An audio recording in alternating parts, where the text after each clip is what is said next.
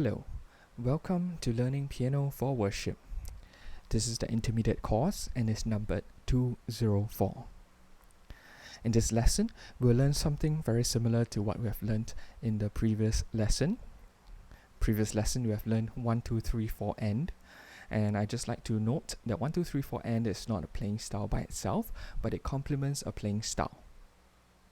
Likewise, in this lesson, we'll learn something called a twang. Twang is spelled as T-W-A-N-G.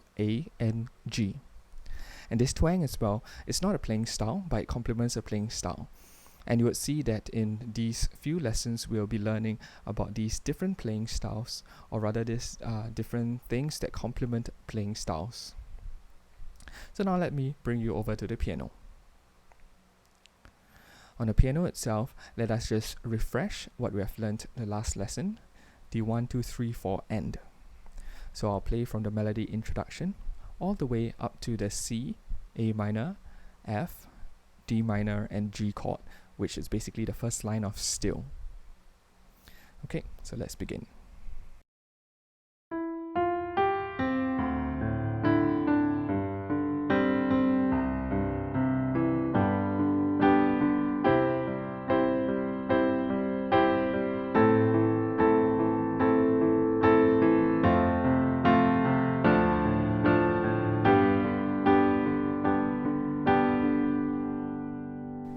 Okay, I hope that you still remember how this was played. Now, what I just want to bring your attention to is the right hand for now. For the right hand, we know that, for example, on the C chord, what we'll be playing is that we'll be playing all 3 notes down at one go for 4 counts. So it's 1, 2, 3, 4. Okay? Well, now, when we play the 1, 2, 3, 4 with all the 3 notes down together, sometimes it will sound quite, in that sense, quite hard when we hit on the keyboard. And hence, I've introduced this twang so that the playing style sounds more continuous and it won't sound as hard as playing all 3 notes together. Let me just demonstrate to you how the twang looks like on the C chord in a continuous playing style first, and then I will teach you how it goes. So the twang goes like this.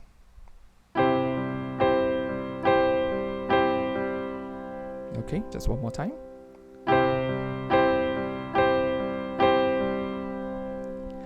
Now, do you hear any difference with that against the normal continuous playing style, which is a...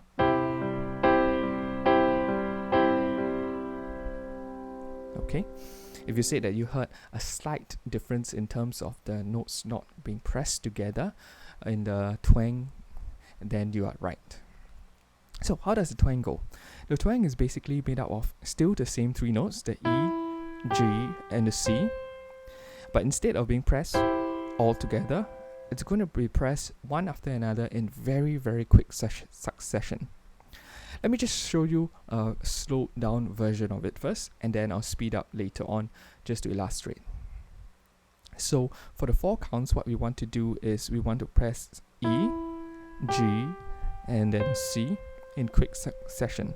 So in slow motion, it will seem like this.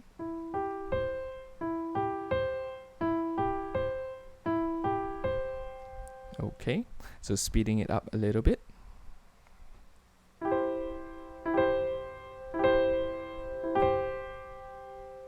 Okay, and now doing the actual twang itself, it would sound like this.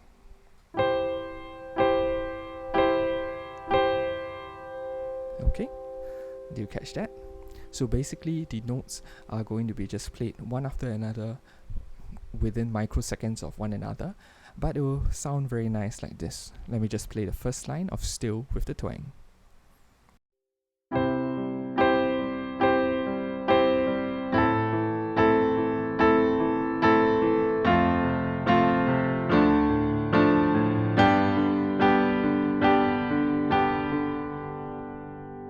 Okay, so you realize that the twang can be used for the entire song if you want, and it will sound a bit more continuous. It would sound less jarring to the ear because you're not pressing all 3 notes together for the right hand.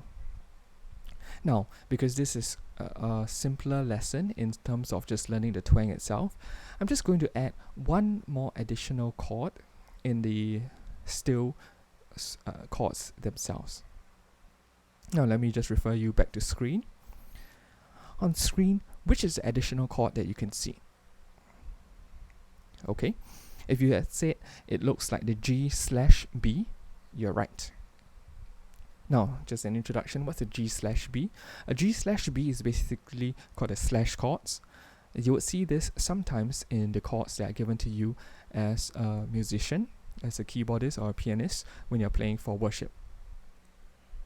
Now, what does the left side and the right side of the slash chord mean? So for example, what does the G mean and what does this B mean? Actually, it is the reverse in that sense. The G on the left side is something that you'll be playing on your right hand, and the B on the right side is something that you're going to be playing on your left hand. So you just need to take note of that.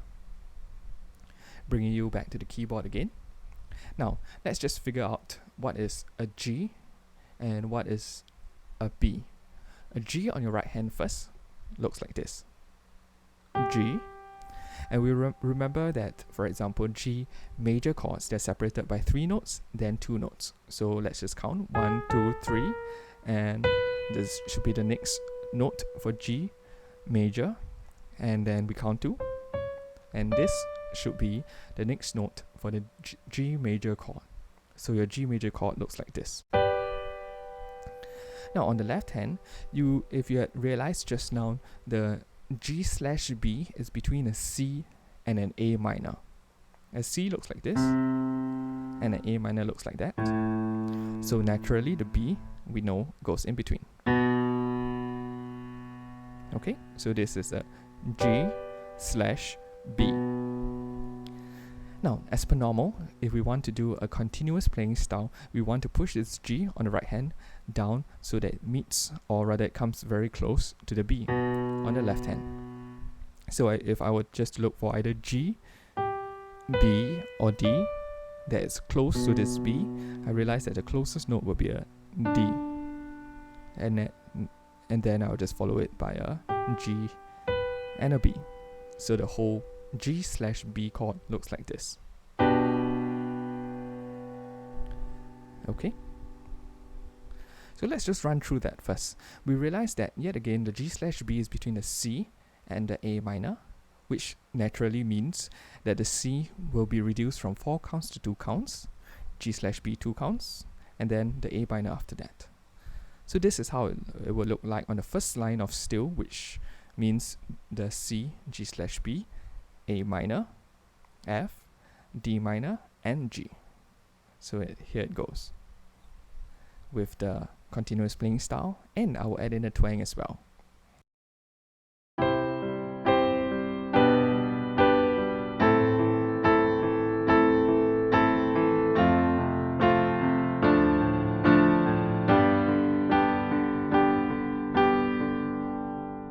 Okay, so if you have heard that, it sounds a bit more continuous yet again when we go from C, G/B to A minor, instead of just going straight from C to A minor itself.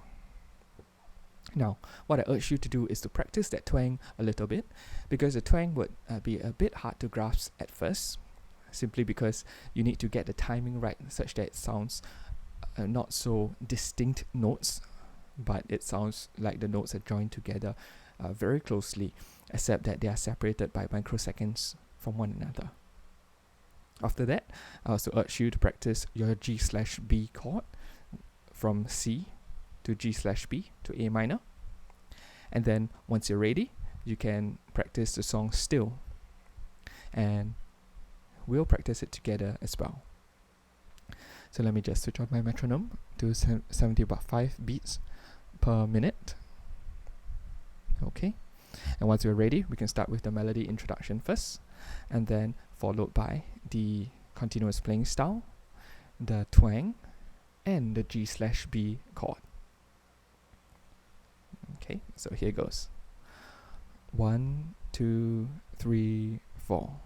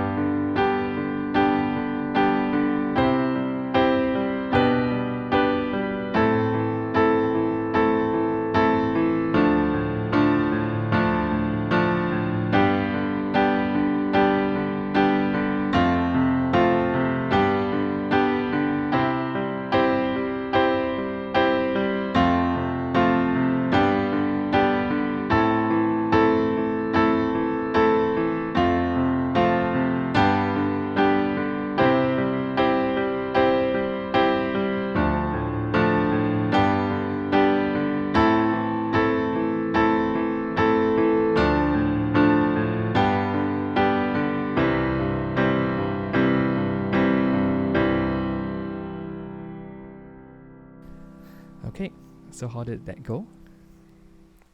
I hope that went well for you. You realize that with the twang itself, sometimes you will need a bit of focus on your right hand as well when you're playing in order to ensure that you will be able to get the twang right. And also, with the addition of the G/B, your left and right hand needs to do a bit more work between the C and the A minor itself. I hope that you have enjoyed yourself in this lesson, and I'll see you in the next lesson. Thank you.